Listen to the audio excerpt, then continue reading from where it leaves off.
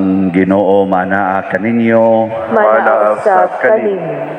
Pagbasa gikan sa Santos nga Ebanghelyo sumala ni Lucas. Himayaon ikaw, O Ginoo. Unya misugilon sa Hesus og usa ka sambingay ngadto sa nakadungog niini. Niadtong tungura hapit na sa Hesus moabot sa Jerusalem ug naghuna-huna ang mga tawo nga hapit na mopakita ang gingharian sa Dios. Busa miingon siya, may usa ka tawo nga harianon nga miadto sa usa ka layong nasod aron himuong hari ug unya mopauli siya sa ila. Sa wala pa siya mugikan, gipatawag niya ang iyang napulo ka sulugoon ug gihatagan niya ang tagsa-tagsa kanila og kwartang bulawan ug giingnan sila, ipatigayon ninyo kini samtang wala ako dinhi. Apan gikasilagan siya sa iyang mga katagilungsod, busa nagsugo silag mga tao pag-apas kaniya aron sa pag-ingon, dili kami gusto nga kining tawhana mao'y maghari kanamo. Apan siya nahimo gayong hari ug unya mipauli ug gipatawag dayon niya ang iyang mga sulugoon nga gihatagan niya kwarta aron hisayra niya pila ang ilang ginansya. Ang una miadto ug miingon, "Sir, nakaganansya akog napulo gikan niadtong puhunan nga imong gihatag kanako."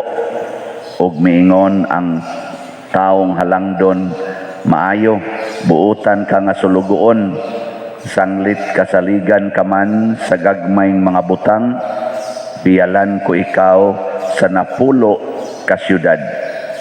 Miadto usab ang ikaduhang sulugoon ug miingon, "Sir, nakaganansya akog 5 gikan sa puhunan nga imong gihatag kanako."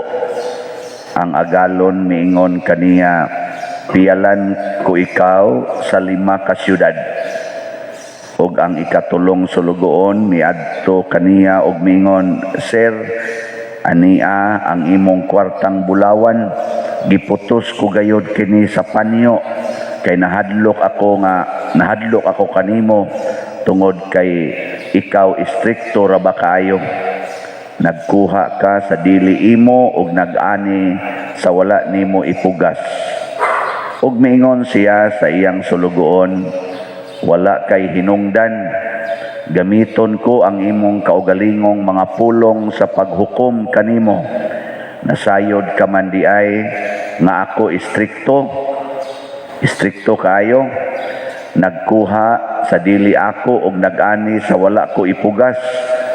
Ngano nga ang akong kwarta wala mo man ideposito sa bangko. Madawat ko unta kini nga may tubo sa akong pagbalik." Unya mingon siya niadtong nagtindog didto, "Kuhaa ka ng kwarta nga anaa kaniya ug ihatag ngadto sa sulugoon nga may napulo ka kwartang bulawan." Mingon sila kaniya, "Apan sir, duna na siya'y napulo ka kwartang bulawan." Unya mitubag siya, "Sultihan ko kamo nga ang tanan nga ana ay iya dugangan, apan siya nga wala gayoy iya, bisan pa ang jutay nga anaa kaniya kuhaon pagayod. Nan karon mahitungod sa akong mga kaaway nga dili gusto nga ako maghari kanila, dad-a sila dinhi ug pamatya sa akong atubangan."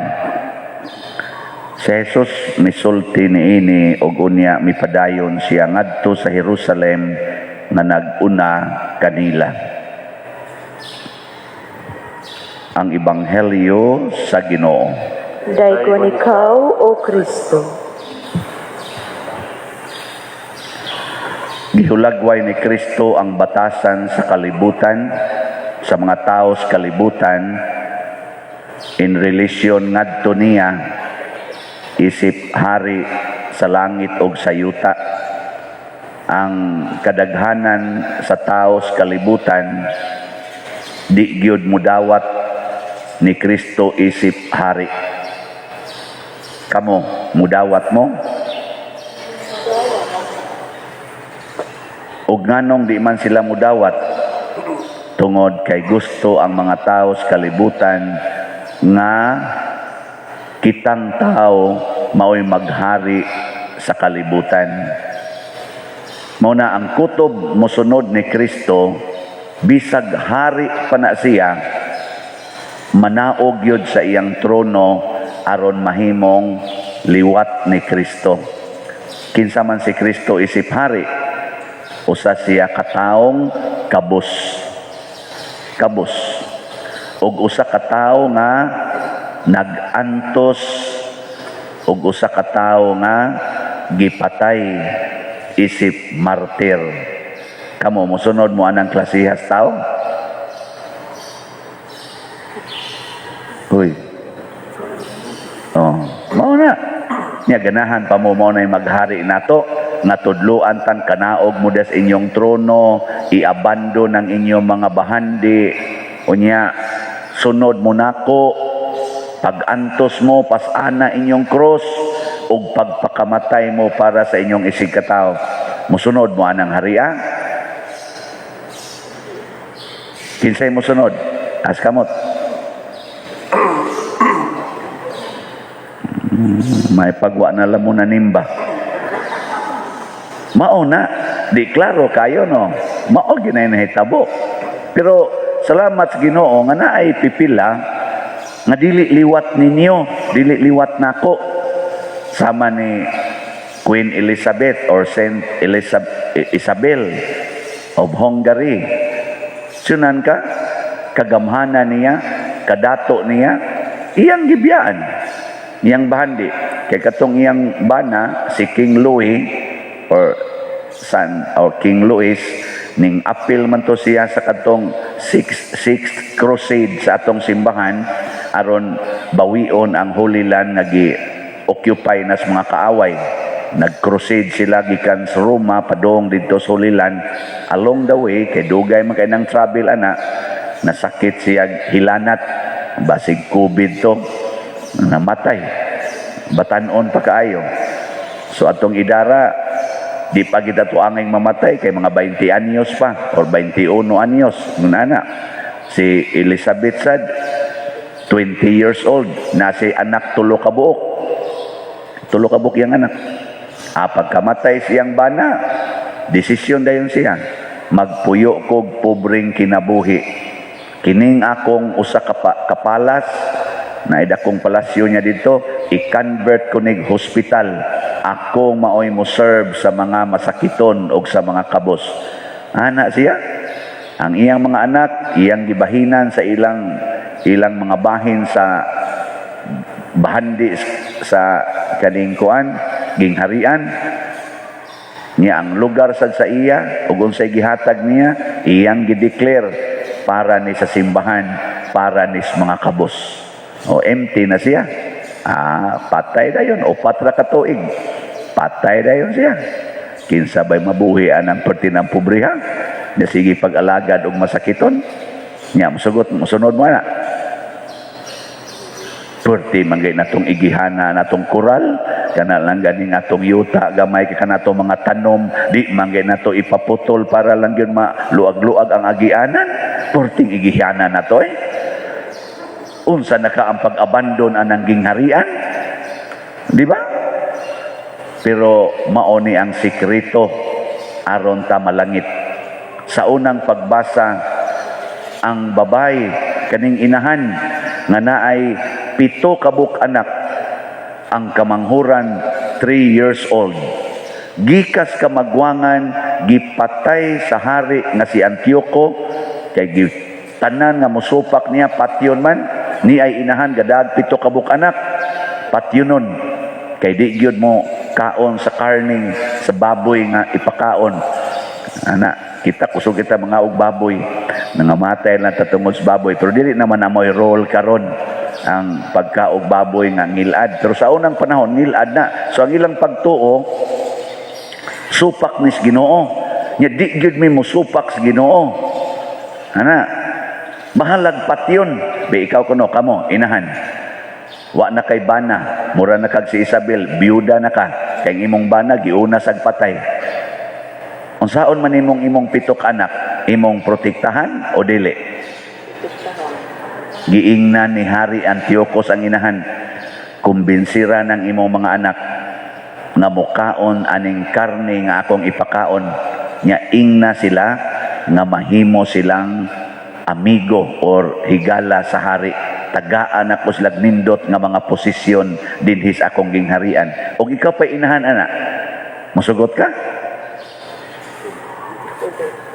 Sugot dili. Nya giingnan ding Haring Antiochus, og di gani mukaon, hutdon ko ginalag patay hasta ikaw. Pero kung mukaon gani, kamong pito o kamong walo, ikaw ang imong pito ka anak, ari ka magpuyo sa kong palasyo. Ikaw inahan. Sugot dili. Mga naong ninyo, sus. Butlan, sugot maganig bayran panahos eleksyon. Sugot maganig bayaran anang tag 500 lang o tag 200 kuno, tag 100, ambot tinuod ba na? Hapit na lang ko mamatay, wa man jud ko bayari. Basig gitan-aw sa siguro, di man tingin ni mudawat sa ning tawhana, ila nagbayari wa man sa ni influensya. Sugot tagaan, ana. Sige ha, kamo diya tanan, ana man kuno ng style sa mga buangon nga mga politician. Kamo di ha, pila man kabuktaw nimo. Yan siya, di ako kuan 200 ka tao loyal gini nako. Pila man na ikaw lang magbuot diha nyor. Tagaan ti kag ingon aning kantidara, solid na mo ha, ako na mo. Siguro ana una, oy di ay inahan giingnan nga tagaag pabor sa hari. Ang iyang anak gisultihan dong wa gyud ko'y kalibutan nganong naumol mo sa akong tiyan. Iyang gisulti na. Dili ako'y naghatag ninyo kinabuhi. Dili ako'y naghatag ninyo gininhawa. Ako rin nag-atima ninyo. Pero wa gyud ko masayod kinsay gahatag ninyo ana. Ang akong nasayran nga ang magbubuhat aning tanan kanang mga bituon, kanang mga bukid, kanang mga dagat, kanang sapa. Ang tag-iya sa tanan ug ang naghatag sa kinabuhi sa tanan mo'y tag-iya ninyo. Mo'y naghatag ana. Tuan na siya sa langit. Unyag mga matay taron dinhi kay ato gid siyang sundon, pinaagi sa balaod ni Moises, sundon gyud nato siya. Unsa iyang gisulti siyang anak? Ihatag pagbalik sa Ginoo ang inyong kinabuhi ug inyong gininhawa. Sakto ang iyang katekesis o sayo? Inyo nang gitudlo sa inyong mga anak? O inyong giangkon na kamo mo'y nagbuhi sa inyong anak, kamo mo'y nagpadako, kamo mo'y naghatag nilag kaugmaon, munang di gyud mo musugot nga mamatay mo karon, kay ang inyong mga anak gagmay pa. Mga buangon ta. Si Queen Elizabeth, namatay siya, 14 man yang edad pagkaminyo niya. Namatay siya 24. Ang kamagwangan niya, 9 years old pa, niya 3 ka buok. Okay ra niya mamatay. Ang inahan, iyang giingnan niya mga anak, pagpakamatay mo, pagpakamatay. Ayaw kahadlok. Ang katugong kamanghuran, katapusan niyang gisultihan siya, ikaw ayaw pakauaw atong imong unom kaigsuon, human na to sila, pasar na to dito. Ikaw, magpahagbong ka? Ay, suso pa siya kahumag istorya, ngadto na siyang Antiochus. Oy, matadiro kang dako, imo ming gitorture. Sige na, pati ako. 3 years old. Mike ay pagkakatikay sa iyang inahan. Willing ay magpakamatay. 3 years old. Kita karon kanang inyong anak na 3 years old. Unsa inyong gisulti? Kana yung TikTok, kanang sulob-suloban anang og babae man, sulob-suloban anang tube-tube dinhi, maglakaw-lakaw nga nagdayapir lang. Mao na ron naglakaw diha, uwang na lang magdayapir. Magsigig tube-tube dinhi. Ano man, pasiksi-siksihon, kana yung talent-talent, ana. Way gatudlo nga pagpakamatay para sa Ginoo. Pagpakamatay para sa imong virginity, sa imong purity, sa imong morality. Pagpakamatay, ana, ayaw paggamit anang mga kalibutanong kalami, sama ng mga pagkaong lami, o mga buhat nga lami, o mga talanawon nga lami, nasang pari mo apil. Tanaw sad. Mao na. Unyaon sa una, si Queen Elizabeth nakaginansya og dako kaayo sa iyang mga bahandi nga gihatag. Muna sa tong ebanghelyo, kadtong nakaginansya, gipremyuhan. Ang way ginansya, gikuhaan sa iya og wa na giiya. Ang nakaginansya na po, gipunanan og usa. Ano, di ba? Kamo, naana mo'y ginansya sa mga gihatag sa Ginoo ninyo, labi na ginang pagtuo o siging tuo-tuo. Oy, naman gani uban nato dinhi magpabindisyon og mga kanang miraculous medal og kanang mga rosaryuhan kay ilunod kuno sa gikaot na pundasyon sa iyang tukurong balay. Adto didto ilunod kay og bukag haligi, wa ka kadiha mayabag. Ang miraculous medal, blisingan na siya, haron imong isulob o ipakita nga nagsunod ko sa mahal nga inahan, ang Immaculada Concepcion. Dili kay ilunod nga to siyota o bukan anang haligi. Magpabindisyon pag mga kwarta, kay ilunod yapon dito, kay magtukod kuno siya business building. Aron kuno dakong ginansya, kay tuang kwarta gilunod. Iblisingi na ang imong lugar, pablisingi og holy water. Ato nang i-consecrate sa Ginoo ang imong construction, nya tagai ang pari og dako-dako. Haron magsigit og ampo ang pari, nya inig katubo na sa imong kanang building, pablisingi na sad ang building. Ayaw sablig-sabligi anang sinsiyo, kay nag-usik-usik ra ka og kanang mga kindi, tuo-tuo ra na di na pagtuo, labi na ginang ihaw-ihawan anang manok, hapak-hapakan og mga dugo ang haligi. Ayaw ana. Ang pari mo'y mawisik-wisik na suli water, mag-ampos Ginoo, inigna og pari tagai gyapon. Ibay. Kaya sa Kristan gahuwat sa din taon, may bahingan taon ko ani. Ako rubay gadas holy water. Ang pagtuo oy, dili ng mga tuo-tuo, pero kita karon kusog ang tuo-tuo. Hala, analyze anang imong mga bintana og hain ga atubang. Kay og dili maayong pagka-arrange ang imong mga bintana, may pagkaihap ang imong hagdanan og kanang imong mga higdaanan, naa magsigi mog kasakit. Si Queen Elizabeth of Hungary, gibiyaan maganing harian, nasakit noon, patay. San Roque gani, gibiyaan ang iyang bahandi, nasakit noon, patay. Pero buhi sa kanunay, hangtod karon, grabe kayo ang ilang gahom nga naglihok pa sa atong kinabuhi, kay wa day sila mamatay, matod pas inahan, iuli ang tanan. O tanawa rin diring nagpakamatay, ang iyang gihatag nga puhunan, iyang negosyo, ni risko ba? Ana, ginansyag na po, agitagaag na po ka syudad, 40 na noong datua. Sunangganang na po ni mo ka Platang, Bulawan, Ilisan og na po ka syudad. O di day, punan og na po ka syudad. Awa mo kamatngon ana. Nakaroon suway ninyo, pamalit mog slot. Palit mog slot. Di ba mo daghan ang inyong kwarta? Ay sus, ako kumpiyansa gyud ko ana. Kay ako sige sa kog palit og slot, sige masagdako akong kolekta. Dako og di ko mo palit og slot, maganam sa gagamay. Gagmay kay gihatag ang mga tao, idigmisa gud nako. Naku, kagamay anil kansi man ta aning misahan eh. Pero sa kong palit og slot, gihurot gyud akong palit og slot akong stipend, 40 ang dagkuha ipanghatag. Akan naton treasurer, kamatngon gina siya. Inana na, testingin ninyo. Wa man sa mga palit-palit ko na. Sige na lang, kani gamay-gamay lang ni siya. Tabangi lang ko sa akong birthday karong 24 o makaabot ko. Ika 58 man na. Ala, tagai lang ko mga bugas, katong tag 5 kilo pack. Atod lang din naana taroy mga more than, hapit na natingali 150 ka mga kuan, pack. Kinahanglan man tag 2,000 ka mga packs. O di 800 na lang kapin ang kuwang. Gi, pakyawan na ninyo. Tagi ko nga rin bugas. Kanang tag 5 kilo ba? Kana lang sa pinutos na daan.